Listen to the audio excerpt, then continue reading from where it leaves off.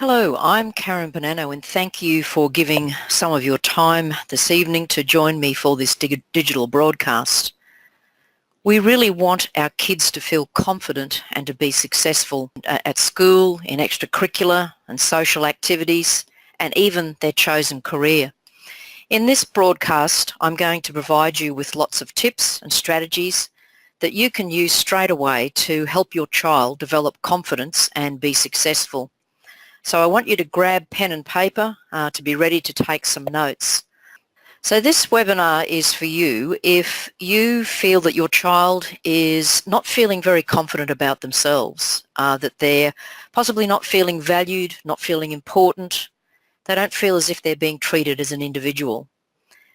It's also for you if you know that your child is struggling with the stresses and demands of school, not knowing how they can cope. The webinar's for you too if you know that your child is anxious about what is happening in their life. Are they being pushed and pulled in different directions, and maybe even they're being bullied? It's for you too if the future of your child is a little bit uncertain. They don't know what they want to do. They don't seem to have direction. They're not quite sure what's going to happen for them after they finish school. And it's also for you too if you just want to get some tips and strategies to help you to get them to survive school and to develop the confidence that they're going to need to be successful. When I was a youngster at school, I can remember being repeatedly told that I wasn't good at numbers. And what you can see here is my report card for grades 4 and 5. And the teacher's comments remind me that maths was not good. I wasn't the best at mathematics. Even today, this constantly sits in the back of my mind when I have to deal with numbers and figures. Maybe you can recall something that an adult said to you that niggles away at your self-confidence as well. I mean, even as a teenager, an adult said to me, "Why can't you be like your sister?" That definitely wasn't good for me at the time. It didn't make me feel confident and definitely didn't make me feel valued as an individual. I was being compared with somebody else. A turning point for me was when I was in my senior years, my year 11 and 12, and I was being inspired by my teachers. They took an interest in me, and subsequently my grades got a whole lot better. I got better results because the teachers were treating me as an individual. At the time as well, I needed to be deciding what I wanted to do as a career. And so I chose to be a teacher because I felt that I too could make a difference to the lives of young people by being in that particular role. Even now, I surround myself with lots of like-minded people who are just as passionate about helping kids develop confidence, self-worth, overcome confusion, anxiety, frustration. So here I am today as an educator and also a youth coach and mentor. Another thing that triggers me and inspires me to do something is when I see the statistics that come out about what is facing young people. This was a survey that was done at the end of last year, and the report was published in 2018, and it interviewed a number of teenagers, and it provided them with a number of questions, and these were the findings. What I find interesting here is the mental health aspect. 13.2% said that they felt that this was something that was challenging to them. And in contemporary terms today, mental health for young people is looking at things like the confusion, the anxiety, the lack of self-worth, loneliness, frustration, depression, and even to the point of self-harming. Another statistic that comes out of the report is this one at the bottom, which is saying 4 in 10 young people indicated high levels of confidence in their ability to achieve their study work goals. Now for me, I want to flip that and I want to look at what about the 6 in 10? What happens to those young people who are indicating that they don't have that high level of confidence in their ability to achieve their study and goals? So what I've been doing is working with young people quite regularly. And this was a group that I was with last year, where we spent 2 days together with them going through different strategies to help them to identify who they really are, how they learn best, how they can cope with what life throws at them, how to be creative, and in particular we spent time planning their future. And after the 2 days, it was great to see the transformation in these young folk, to see where they were at the beginning of our workshop with them to where they were at the end. And it's been great to be able to follow their journey after that period of time. Then when I move more locally to where I live, I had a delightful day here with 3 young ladies, helping them to identify the best ways to cope with the demands of schoolwork. They identified for me that they were concerned about coping with the stress of exams and completing their assignments and knowing how the best way that they could learn to achieve the results that they wanted. Now, we even had a chance to do a bit of a celebration at the end because we had a very productive day together with those 3 young ladies. And this is what they had to say about the time that they spent with me. For Lyndall, it was about creating the goals and the schedule and finding out how the best way for her was that she could learn. And so she was really quite productive in that. Lyndall is actually in university, and so she was looking at how she could be guided more with where she was being directed for her career. Maddie, on the other hand, was focused on being able to identify how she could learn best. Maddie is a very diligent student. She's probably in that perfectionist area, and so for her it was knowing how she could really target in to learn best, as well as how to help her to prepare for the exams and cope with the demands that were placed on her. And then Imogen was focusing more on where her career was going and how she could make sure that she was doing the right things at school to prepare her so that she could achieve her ultimate goal, and that was to join the armed forces. So these 3 ladies really put a lot of effort into the workshop and at the same time got a lot out of that as well. And then here, working on a one-to-one basis, and this was with Tiana. She only had a few weeks left before she finished year 12, and she was really uncertain about what she was wanting to do. People were pushing and pulling her in different directions and saying, oh, Tiana, this would be a really great job for you, and this would be something that you could do. And she wasn't really comfortable with where that was all heading. So I spent time with her looking at what her natural talents and strengths and capabilities were. And at the end of it, it was really great for her to say, I'm a lot clearer now about what I want to do. So I'm also pleased to say that she's got a great job now as an admin assistant in a local training company.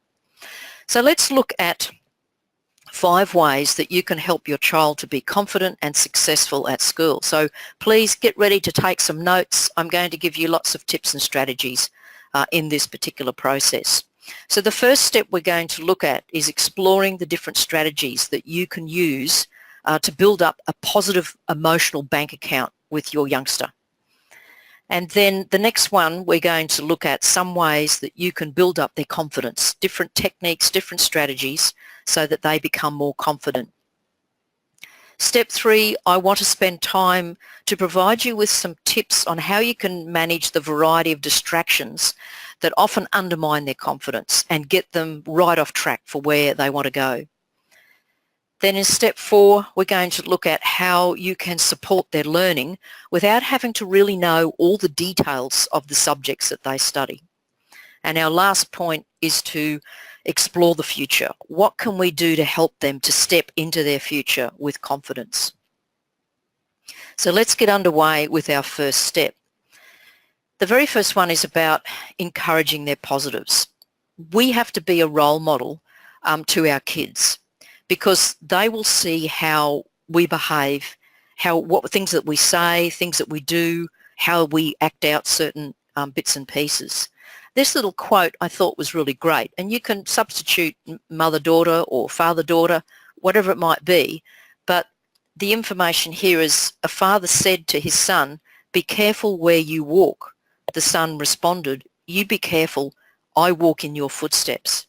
And so for me, I would say when I reflect back with my parents, I still have a great relationship with them, and they've been great role models for me. And even today, I would say that, they're my best friends.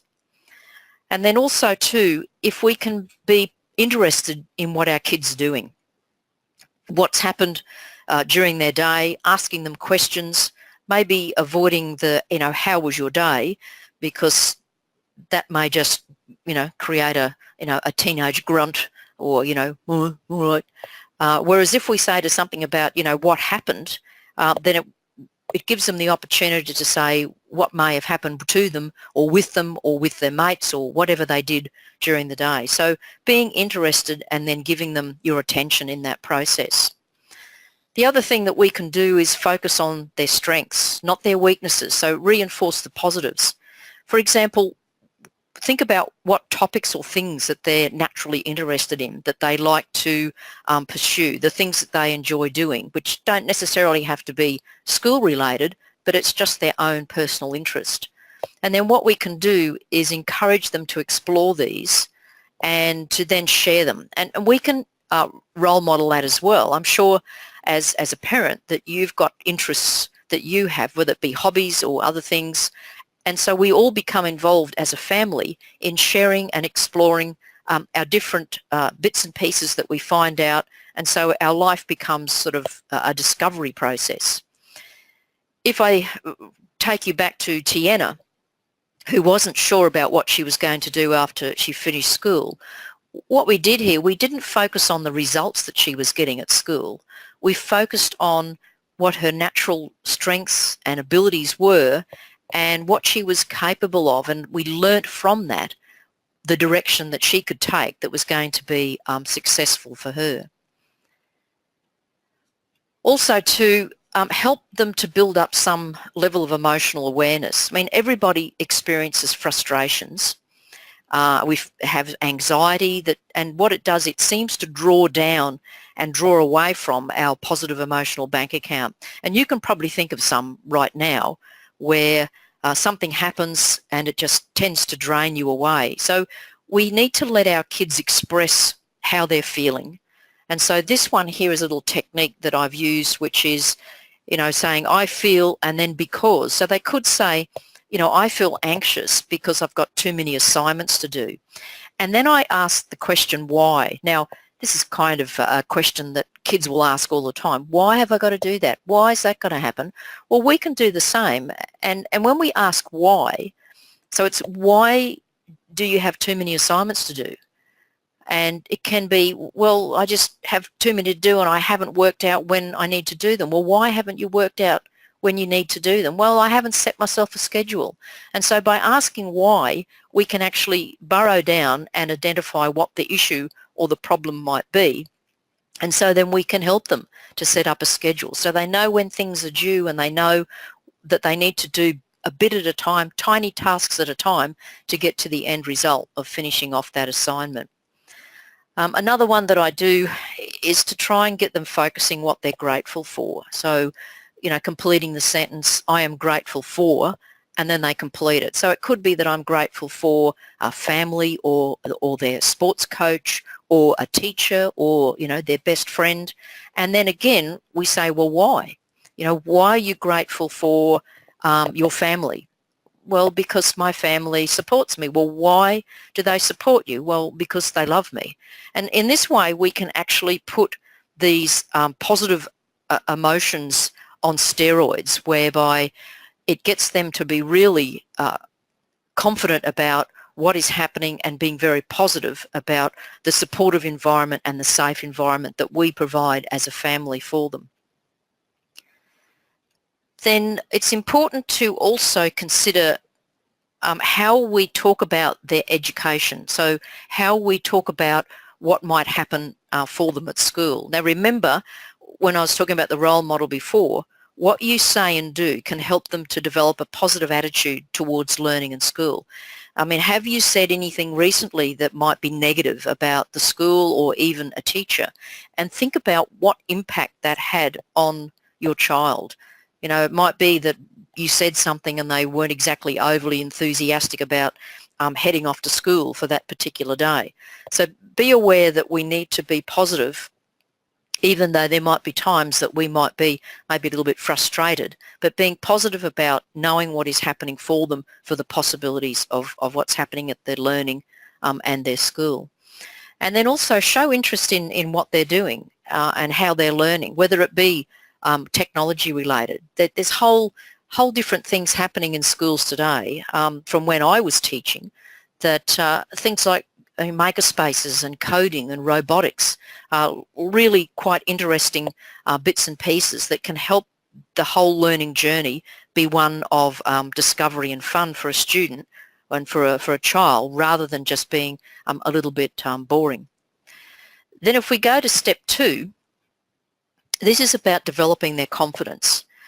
And so we, again, need to be that role model. When they see us putting in an effort into everyday tasks, then we're setting them an example and encouraging them then to put in an effort as well. I love this little quote, you won't know unless you give it a go. And so the important thing is to give them the opportunity to give it a go, and then to be willing to praise them for when they're successful, but also when they're not successful. For instance, it might be that we praise them for when they just put in some effort, or for the attitude. And it might be, you didn't score all the goals for the team, but you certainly played well, and you ran onto the field and you gave it your best. So praising them for their attitude, and then if it's related to a task, it might be for their progress. So we're not just kind of withholding that praise to encourage them until they've actually been successful. We're supporting them all the way through with whatever they're doing. And that means that we need to do this little bit here, try and avoid the harsh criticism, because the messages that kids hear about themselves can easily translate into how they feel about themselves. For instance, if I go back to me when I was a teenager and the adult said to me, why can't you be like your sister? For me, I know that I played out being a bit mischievous, so that I was not being like my sister, that I was playing out so that people knew that I was an individual. And it's a case of, on reflection, that probably didn't serve the purpose for what really needed to be. But it was a case of, when I was told something, it kind of replicated into different behaviours. And here's another example. And as a teacher, I have heard colleagues even say to kids, you're so lazy. And really, we've got to be careful. We may even say it as a parent if they maybe haven't tidied up their room, or they haven't done something, and we say, well, you're just lazy. Well, that's not exactly motivating. And again, what happens is they will act it out accordingly. I must say that even as an adult, I can recall criticisms that I've received. I can remember when I first started out in business, after stepping away from the education sector, that people said to me that I would fail because I didn't know what I was doing. And that just made me more determined, because I could bring more experience as an adult into that situation. But our kids don't have those life experiences that they can draw on. So we need to be careful the words that we use when we're around them. To develop their confidence, try and set them up for some success. So when they're learning something new, whether it be chores or whether it be something like mowing the lawn, as they get older, there are things that we'd like them to do around the house that are kind of more age appropriate, then take the time to show them and then let them try it and involve them. And that way then, if they make a mistake, we can encourage them to give it a go and give it another try, and also praise them for the effort that they're putting in. Because if we try to jump in too early, then we're not allowing them to develop their confidence in doing something, because as they do something, they will actually get confidence because they have this sense of achievement, that they have undertaken something that's new and they've learned a new task. Whereas if we keep jumping in and saying, no, leave that, you're not doing this right, let me do it, then we're sending them a message that they're not really good enough to do the task. So set them up for success, show them, let them give it a go, and then also make sure that we're trying to give them some praise as well. And then my last comment I'll make here about developing their confidence is reminding that sometimes, they have to learn the hard way. And we need to allow them to do that, because they need to be aware that there are consequences for their actions. And then they develop this sense of responsibility and accountability. And if I think about examples in society, we kind of see role models that maybe haven't been as good as we anticipated, particularly in the sporting field, where we've seen their actions and the consequences that result. But the thing is, what we need to do with our kids is make sure that we let them know that we are there to support them, and not do things for them, but let them know that, yeah, when life's a bit tough, we're going to pick you up and dust you down and get you set on your path again. So sometimes, learning the hard way, the tough love, can be a bit hard to experience as a parent, but often it can also help them to develop their confidence as well. When I consider step 3, and I really do need to share this with you, because it is a modern, a modern dilemma that we've got, is the technology that surrounds our kids these days. Really, it's a case of there are certain distractions like this that can easily derail them, and to a certain extent it happens every day, because that mobile phone, for example, is something that's nearly like an appendage for them. So we need to set some home rules. For example, one that I've adopted is no phones on the table at mealtime. So no answering, no text, no photo taking, and it's for everyone, the adults as well. I don't know about you, but when I've been out socially and you see people, all of a sudden they're, taking a photo and their heads are down and all you're doing is looking at the top of their head, I kind of wonder, well, why have we bothered coming out to socialise when people just are so caught up with dealing with their phones? Because it just kind of distracts totally from the potential of conversation that you can have. And if it's no phones on the table at mealtime, it does mean that you've got that opportunity to, have a conversation. Something that you may have heard about is the concept of technology detox. Now, usually when I've read anything about this, it's technology detox that people have like 7 days out. Well, it could be a bit severe, but what you can do is kind of tailor that back a little bit and maybe have X number of hours for a technology detox. It could be, on a weekend, if you want to actually go out and do something as a family, have that opportunity to not be distracted. And that's, again, it applies to everybody, not be distracted by the technology. And of course, we're caught here in this bit of a dilemma that we may have to look at how we manage when they're doing their study and their homework, but also when they've got the time on the weekends. But when they're doing their study and homework, if we can limit the distractions, then unless they do have to contact a study buddy, fair enough. But the statistics have proven that if kids, when they're trying to study and do their homework, the less distractions they have, the better information they retain. So that is actually quite a proven fact. And talking about distractions and statistics, it's managing the screen time. Now, that screen time doesn't necessarily have to be their phone. It could be TV, in this case here, this image, games. So the statistics here are saying that for teenagers, up to 1.6 hours up to 3.3 hours per day, kids are being distracted by connected to the screen. And I have to confess that even myself, and for many of us, we can say, well, how many times have we kind of gone down the rabbit hole with social media?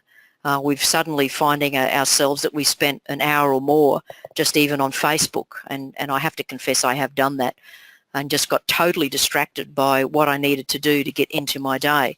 And our kids, are no different. They're the same.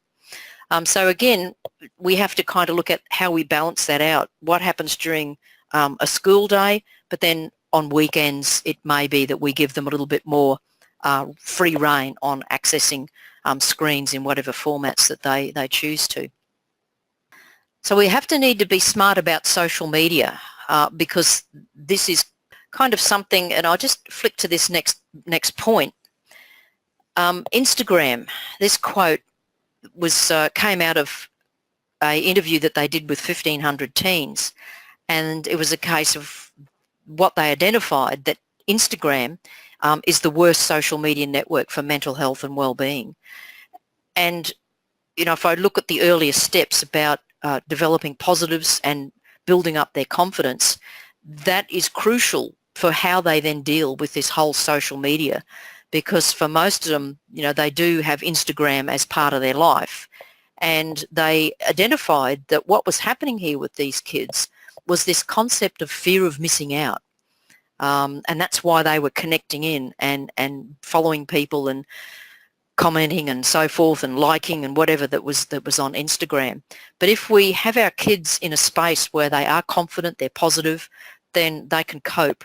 But as I said before, the mental health issues that are arising with young people are the frustration and the lack of self-worth and not having the confidence and being anxious and stressed and depressed. So if we can address our first couple of steps, then we can help them to cope. The other thing is encourage them to think about why they need to access social media. Is it to stay in contact with their friends? Is it to interact with others? Is it to share ideas and photos? And I've got a few little tips here.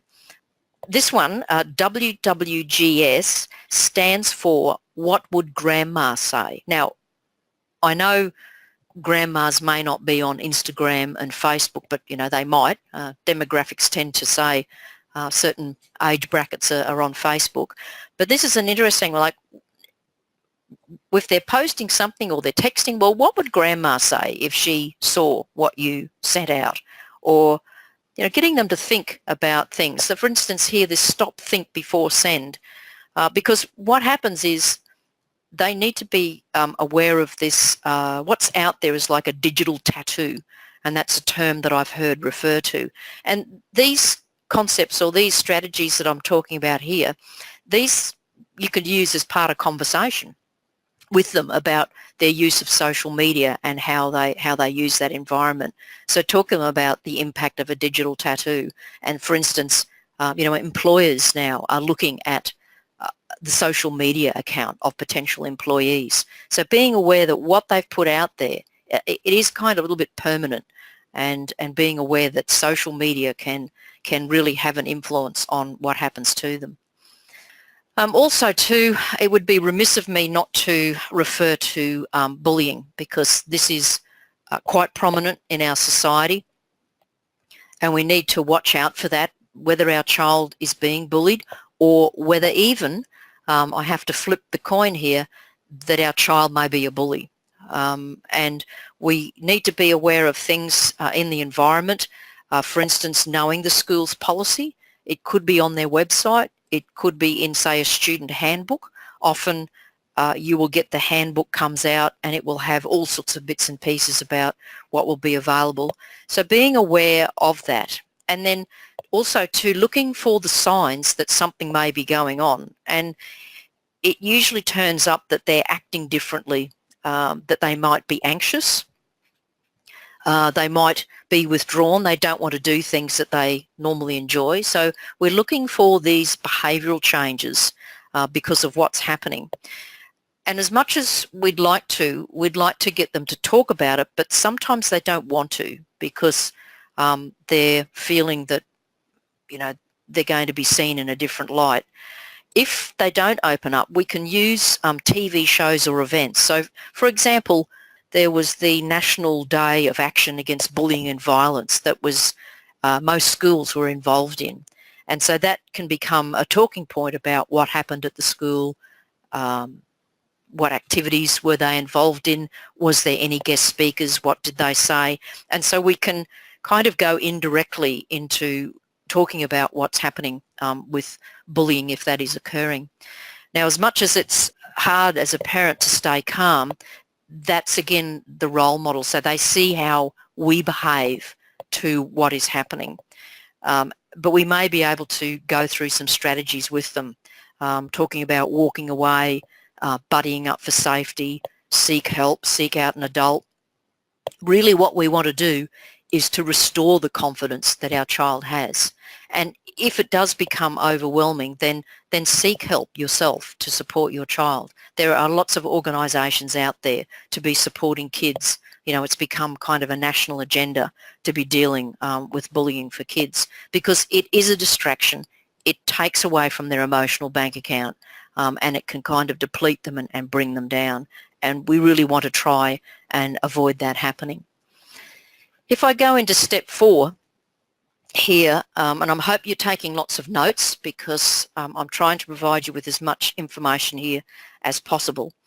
So with our developing good reading habits, because reading is seen to be the basis and foundation for everything that will happen with your child, both now and into their future.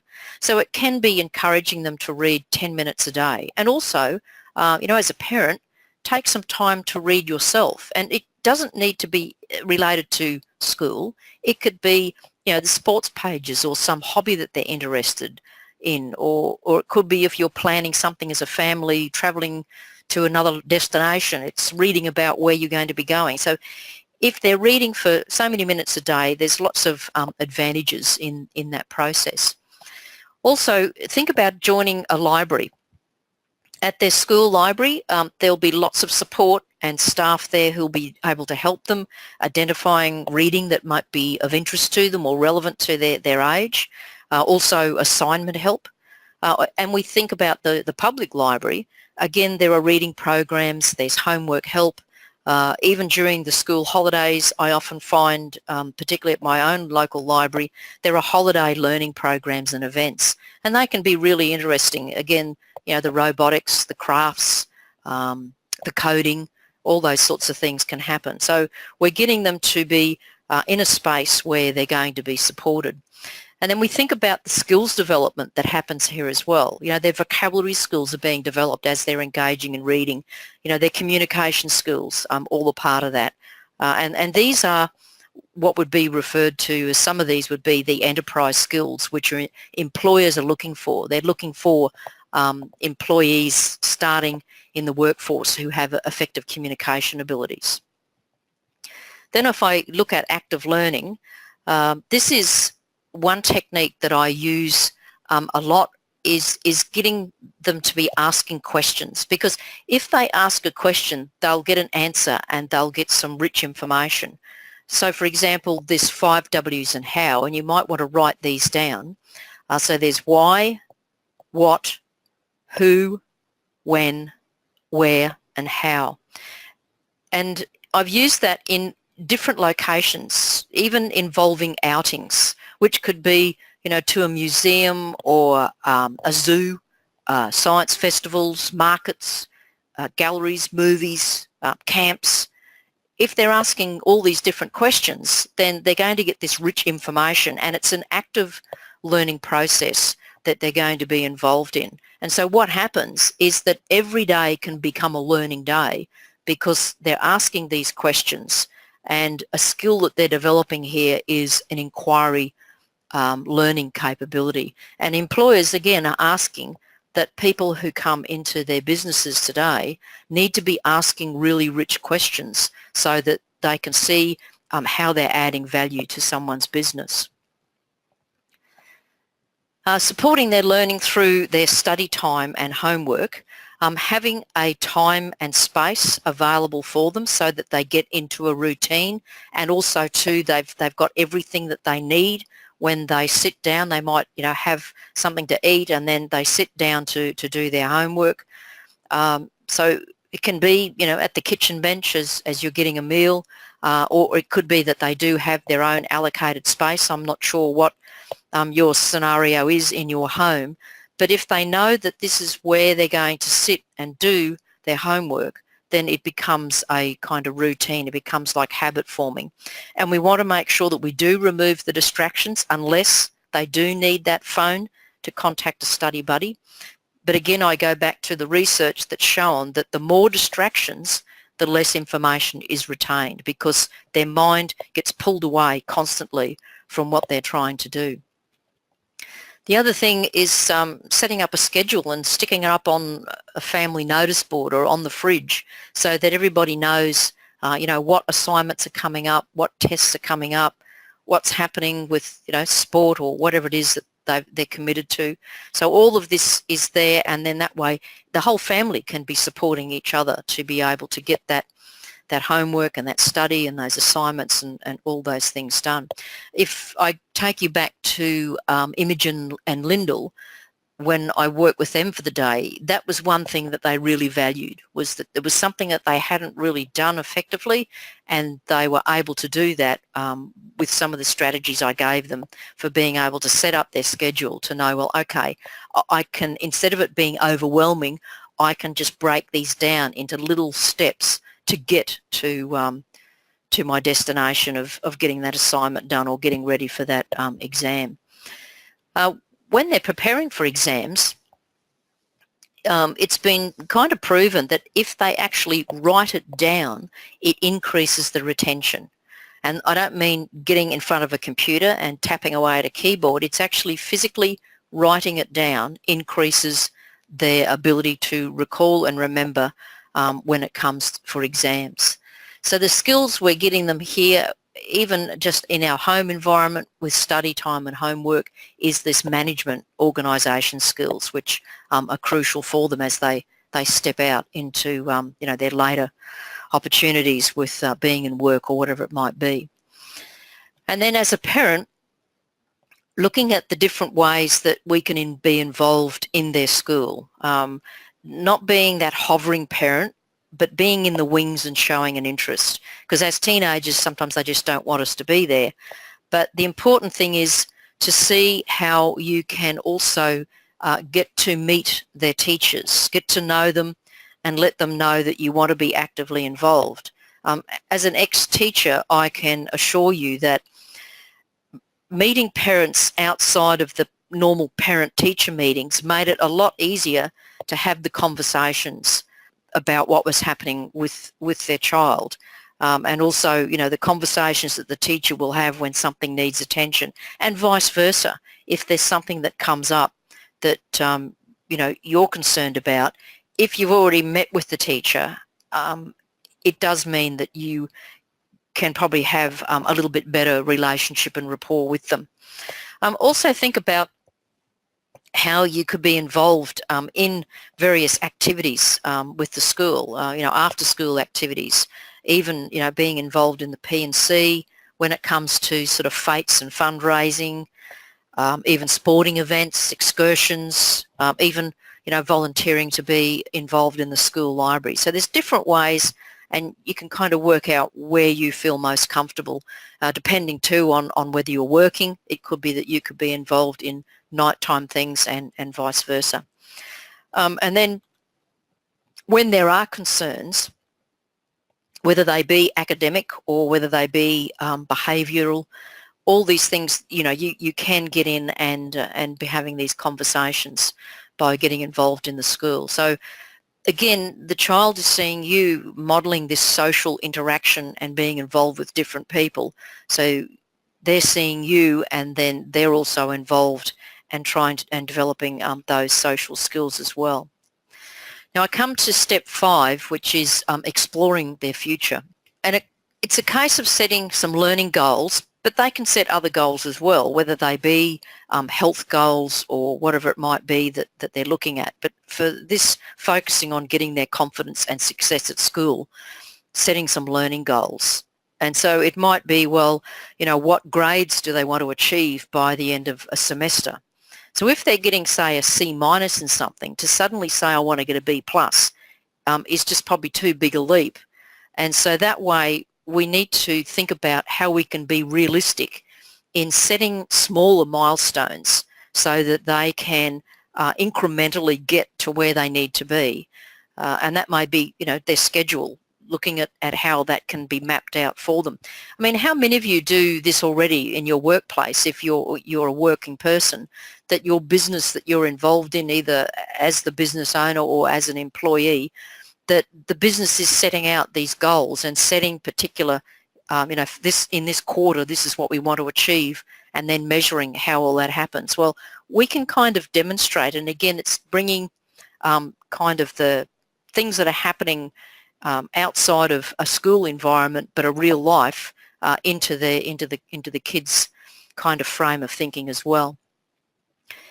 With the 3 girls that I work with, this was one thing that came up with them, was how could they set their priorities, particularly when they're getting into their senior years. So for instance, with Imogen, she was very active in sport. She was also doing some part-time work, but was conscious that if she really wanted to get to where she wanted to be in getting into the armed forces, she needed to be focusing on certain subjects because they were prerequisites that she needed to have. So she needed to think about how she could manage all of this. And in her own way, she came to a conclusion that maybe one sport, because it's important that I maintain my physical ability, but then also if I'm working, that maybe I just work on weekends and nothing happening during the week. I can focus on my schoolwork. So that way then they can set some priorities to achieve the goals that they desire.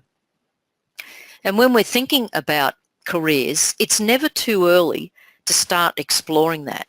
Like schools and regions have career expos, and so they can get an idea of what's involved, and it can be a family outing. I've been to career expos and, it's just mum and the kid. It's a case of, well, let's all go and let's take the younger ones because there could be something interesting as well. And also too, if there's any interest that they have, it's maybe visiting a workplace and asking those 5W and how questions. I know for myself, when I was going through a phase of, as a teenager, working out what I wanted to do, I was thinking about taking on occupational therapy. And so I thought, well, maybe I need to go to an open day where I'll find out about it. And I have to confess, after a day, I thought, no, this isn't for me. So it was great to be able to explore that, to kind of know, well, what are my limitations here? And also too, if there's a school careers counsellor, you can have a chat with them, or even just go online and download the information.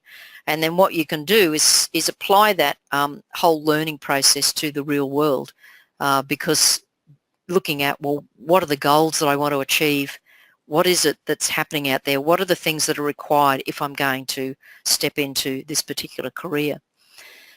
Another thing that you can do as a family is develop a vision board. Now, I'm just going to put up here all the bits that go with this, because this is what makes up a vision board. I don't know who's ever done that, but it's quite inspiring because everybody gets to see what everybody's wanting to achieve. And it can be these images and quotes and, key phrases, because that concept there, if you can manifest your dreams. And if you don't put it out there in writing, then it's just really, it is just a dream. Whereas if it's here, so, the sisters' goals, ACE geography, it's there and you know that that's something that you want to achieve. And this little phrase resonates with me about where attention goes, energy flows. So that way then it's front and centre, and it could be in their room or it could be, out in a family area. It all depends on how you want to think about motivating them towards their future. And then the final point that I want to raise here in this section is making sure that we celebrate the moments. Not just celebrate the end results, but celebrate the small things, whether it be just a tiny little achievement. It could be finishing something on time. It could be even doing well in a test, or it could be that, on their schedule, yep, we've got that. We've finished that step. We're another step closer to the end result. Just celebrating that. And that can be doing something as a family, or it could be, with their friends, having some favourite meal, trip to the movies, whatever it is that is kind of a bit of a treat and a reward. It could be a sleepover, anything like that, depending on their age. But you're celebrating that, and then they know that life isn't just a hard slog all the time, that there are things that can happen along the way that are helpful for them. So just to recap on what I've covered here, the first one was building up their emotional bank account. So that's being a role model, focusing on their strengths, valuing their education so that they can get some positives in that particular space. Then developing their confidence. Use encouragement and praise, not overdoing it, because that can get a little bit kind of on the sickly side, but making sure that we're encouraging them, we're giving them the praise. It can be for something small, it can be, a bigger thing that they've achieved.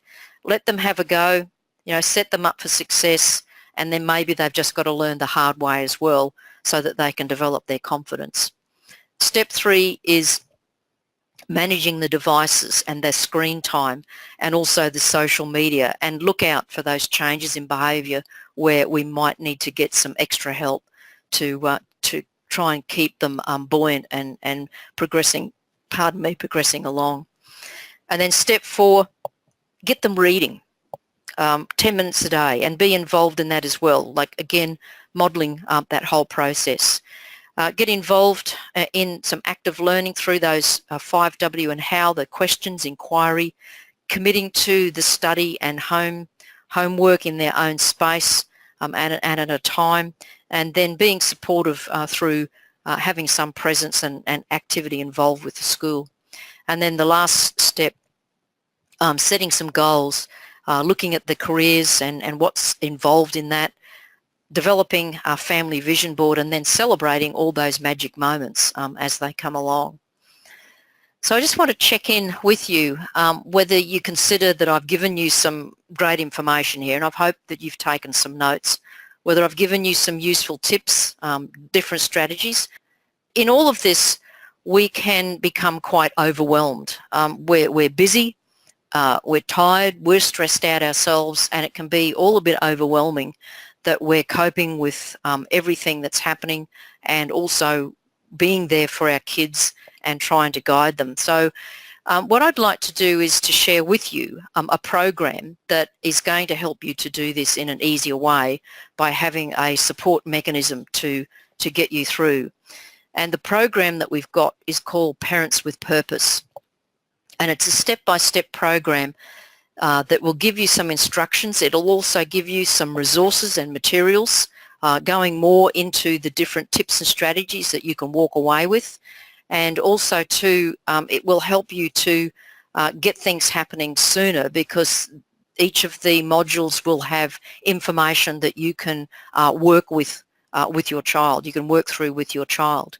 So in the Parents with Purpose program, it's first of all a package of 5 webinars.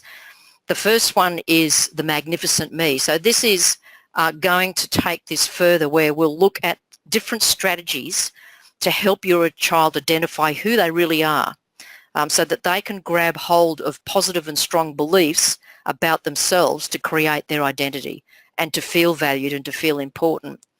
The second one is Get into Flow. Now what this is about is understanding how your child is unique and how they can use their natural talents to easily get into a zone where they can be more productive and they can be kind of satisfied with their achievements. So if I think about Tiana, when we got her into a space where she knew what her natural strengths and capabilities were, that she could see that she could achieve what she wanted to work-wise. Then the next one is Talent Team, and here it's exploring the natural talents of you and your child so that you can work more effectively together as a family team. And then number 4 is Learning How to Learn, because we all have different ways that we learn, and in this module we'd explore how your child can learn best, especially when they're tackling the demands of assignments and exams, and they'll discover how they can learn naturally and easily. And then the last one is creating this vision and direction with engaging goals that they develop that will help them to be keen to step into their future.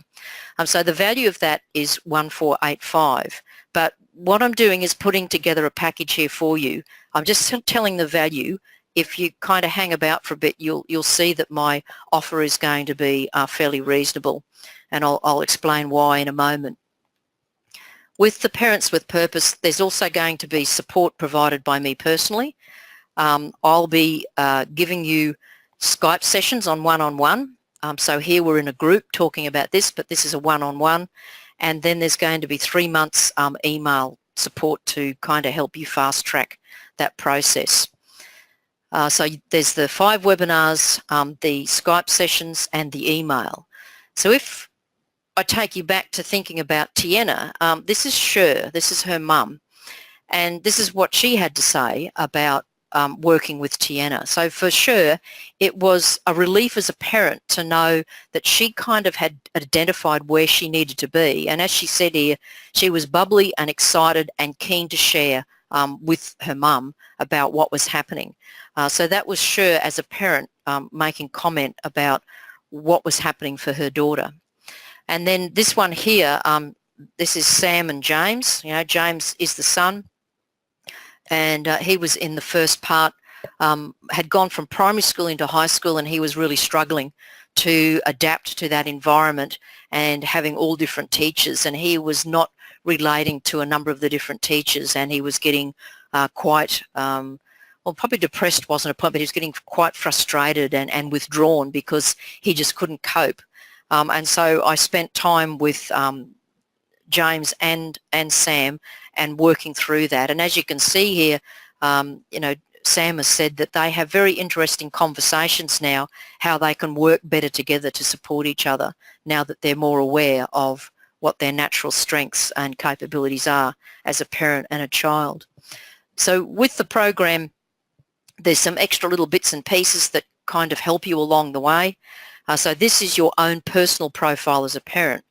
So you'll get to know what your natural abilities are, what you're good at, what you're not so good at, where you might even be challenged, but then also what brings out the best in you.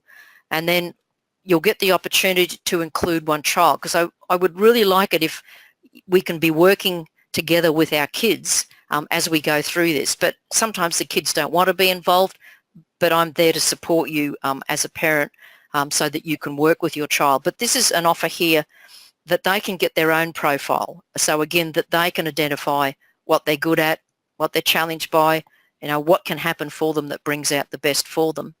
And then another opportunity here that we spend time just doing a debrief so that you can begin to understand that there is a difference sometimes, that your child is unique. You know, they're not a chip off the old block, that they have this uniqueness, and then how you can work. So thinking about Sam and James, once they realised that there were some differences, they could still work together by appreciating and how they could work together as a parent-child dynamic duo.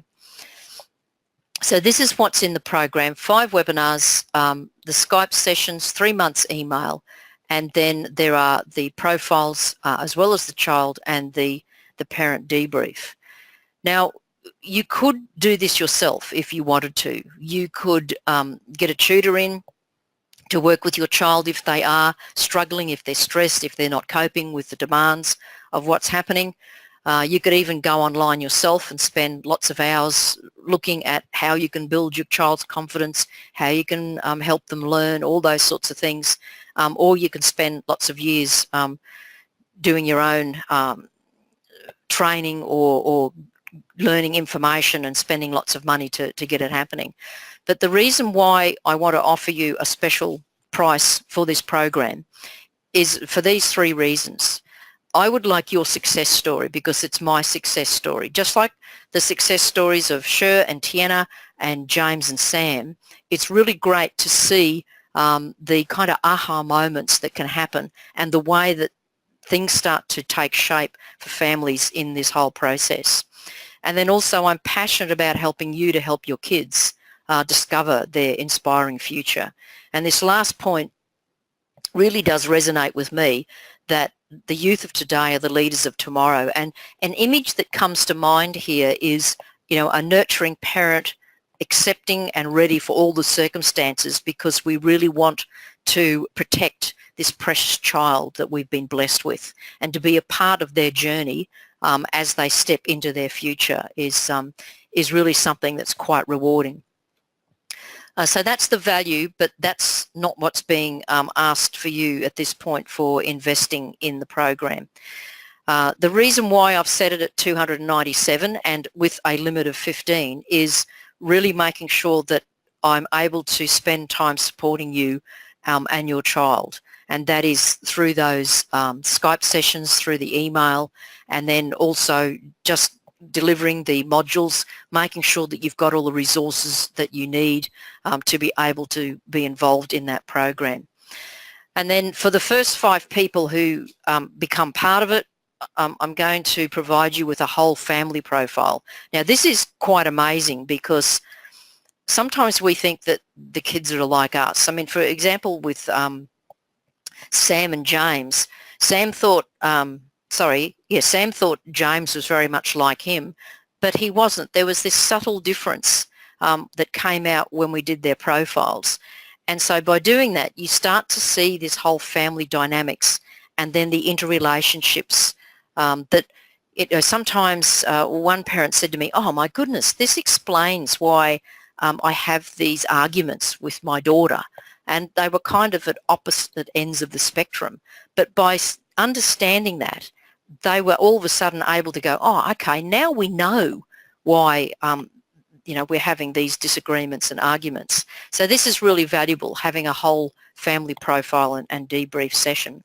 So this is our final slide, giving you the information there of where you can go to see what's involved in the program and the value there for $297. Now, what I've got is probably only, let me see, about 2 minutes before our scheduled finish time.